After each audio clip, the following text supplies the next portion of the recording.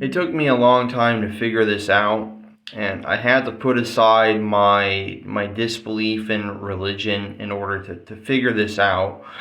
But I had always wondered, is there an equation? Is there a formula that could be written describing, the creation of the universe? Perhaps an equation that could answer almost anything.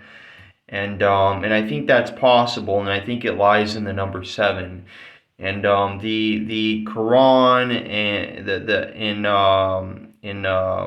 Islam and in Judaism and Christianity and Buddhism, the number seven, it has significance, it has importance in all the major religions in the world.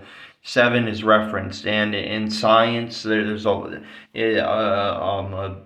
immense number of things that have to do with the number seven, whether it's elements or different frequencies of radio waves, anything. It could, the number seven in science could point to it's so many things, and you could single out the number seven and say, oh look, seven's important because it's mentioned, it's used in so many different things in science. But when you combine it with the seven chakras, you combine it with the 7 days of creation, you combine it with the mention of God, and him being within the seven dimensions. There's a lot there. I think that, and I'm not trying to sound crazy. I do want to give more evidence to this, but it will require an extremely severe amount of studying. It will require a near uncomprehendable amount of information for me to put it all together to really explain everything here. But these numbers are important. The number seven in particular is a very important number. And you could say that perhaps Christianity and indirectly Islam stole the everything to do with the number seven from Buddhism, but the two are massively disconnected. The two are very different from each other, and I extremely highly doubt that the number seven was taken from Buddhism, that it was stolen from Buddhism, to mention, the seven dimensional God in the Bible and in the Quran. Like, I don't think that there's a reference to. I don't think there's a connection there at all. But seven just happens to be. It happens to be something that's truly special because, as science has advanced and we've been able to understand the world, it's not like we know, really much at all. We're discovering new things about the world all the time, and I think that, as I mentioned in my previous video, which I'm not going to go over in this video, you can watch the other one. I talk about there being likely only seven dimensions, and I talk about the seven dimensions connecting with spirit, with love, whatever, all that. And I do think that the number seven, in particular, the dimension, seventh dimension, has a correlation with consciousness, has a correlation with sentience, awareness of existence of oneself.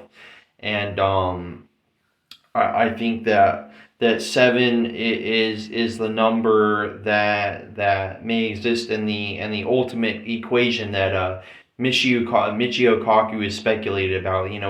A small equation that could fit within 2 inches on a piece of paper that could tell you everything you need to know about the beginning and creation, how everything exists. I think that the number seven lies in that.